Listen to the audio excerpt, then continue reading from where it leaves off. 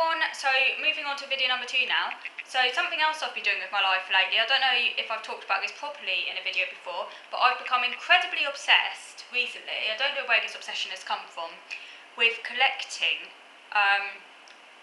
collage books specifically, books about collage, sort of like books about collecting ephemera, so sort of like cut out and paste ephemera, mainly kind of vintage ephemera, shabby chic ephemera, that sort of thing.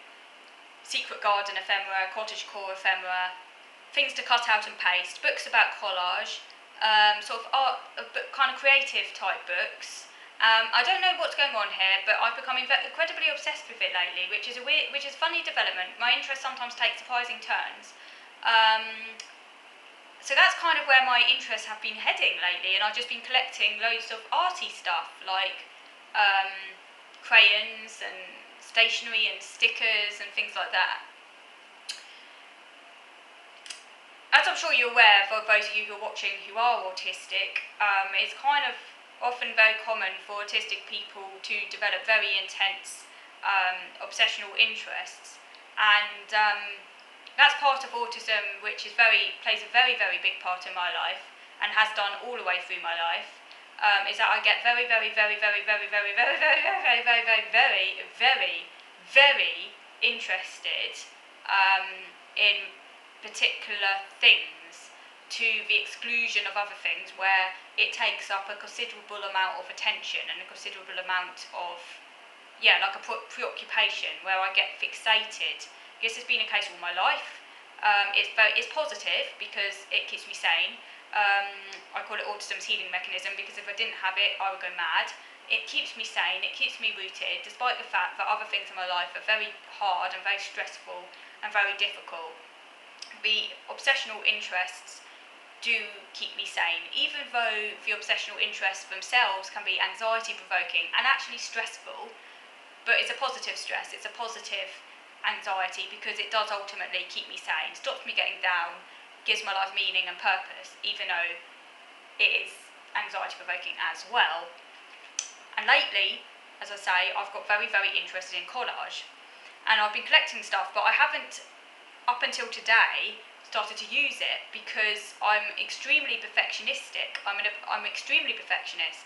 I find it very hard to start things, because there are so many infinite possibilities as to how I could begin something, and I'm really worried about destroying things and ruining things, and I'm terrified of making mistakes.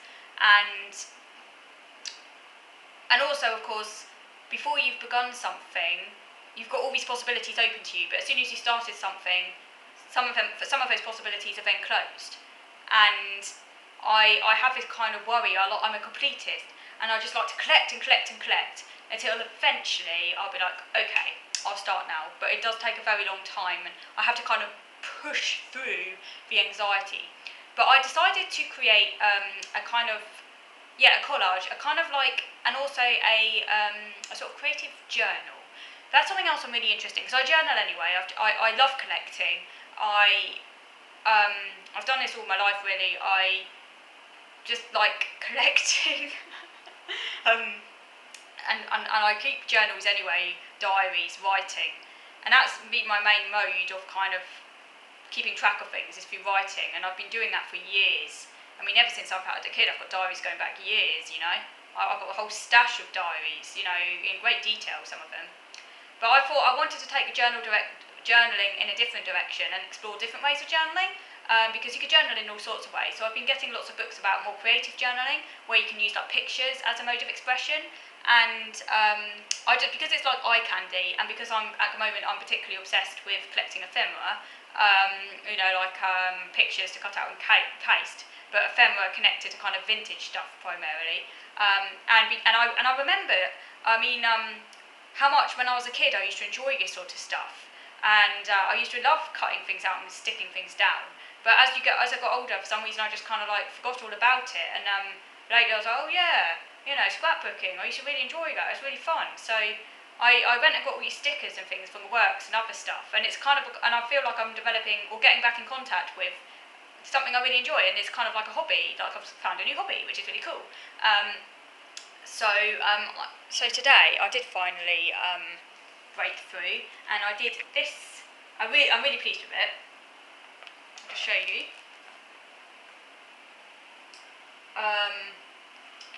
This is like a collage aura with a little fairy girl in the middle, and I put some stickers down.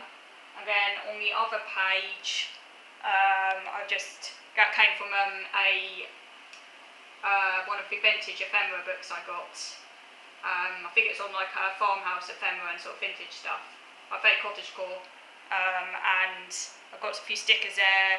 And then I also had a colouring book, a cottagecore colouring book, so I cut out some cottagecore things there, like a strawberry, things like that. And I've got some rainbow stuff going on there. Don't know if you can see. I'm really pleased with it. I just really like looking at it. It's like eye candy. I mean, when I look at it, I always think, oh, I could have done this, I could have done that. You know, I'm a perfectionist, so I'm always like thinking, oh, I could have done that differently. I could have done this, could have done that. But I'm really pleased with it. I mean, I'm not great at art by any means. I'm not very good at drawing. I'm not like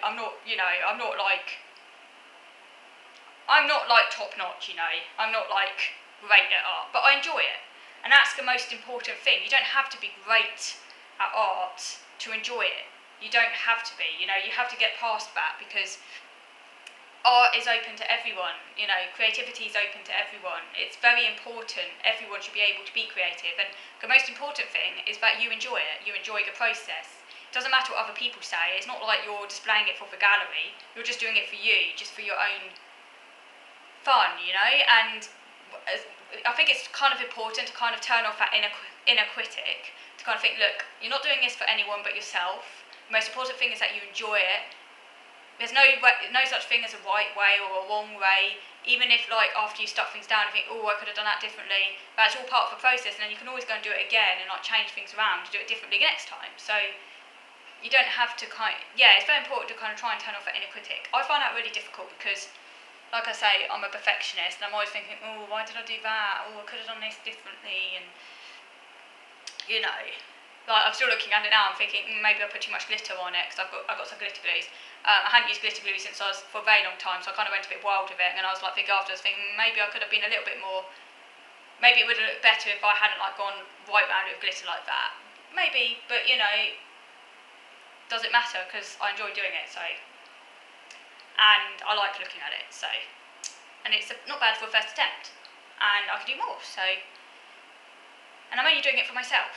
You know, it's like a little record, really, and you can look back on it, and you made something creative, and you can look back on it. Like I think, because when I was a kid, I used to do things like that, and I've got a whole box of things I did when I was a kid, and I look through it, and I think, whoa, I was really creative when I was a kid, because I used to do a lot of like sticking and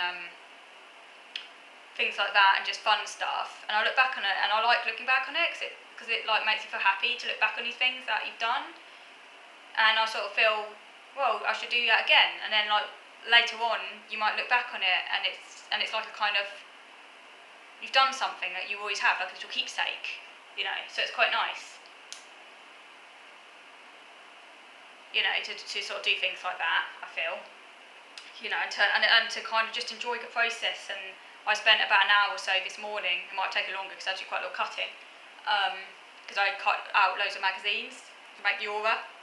The idea, by the way, it came from a collage book I got, which I'm pleased I got actually. It was a Tate one I got online. It's got quite a few interesting ideas in there, which is quite good, because sometimes, you know, it's quite nice to have a kind of prompt, particularly when I haven't done something like that for a while. So that's what I did with the aura. It's like, you know, so you had to select a figure, and then like cut loads of magazines out, and then just sort of cut around it, which was quite fun. It's a good way to use old magazines as well, but otherwise you just throw away. And while I was looking through the magazines, I also noticed other images that I could later cut out on collage, so it gave me further ideas. Yeah, it's opened up a whole thing, really. I've just suddenly got majorly into it. It's just funny. It all started with one book I got off Amazon on cottagecore cut out and paste, and I was into cottagecore again, it went from there. So I just thought I'd share that with you. So do let me know, do any of you collage, or do you cut out and paste? Do any of you do things like that? I'll be very interested to know. So thank you for watching.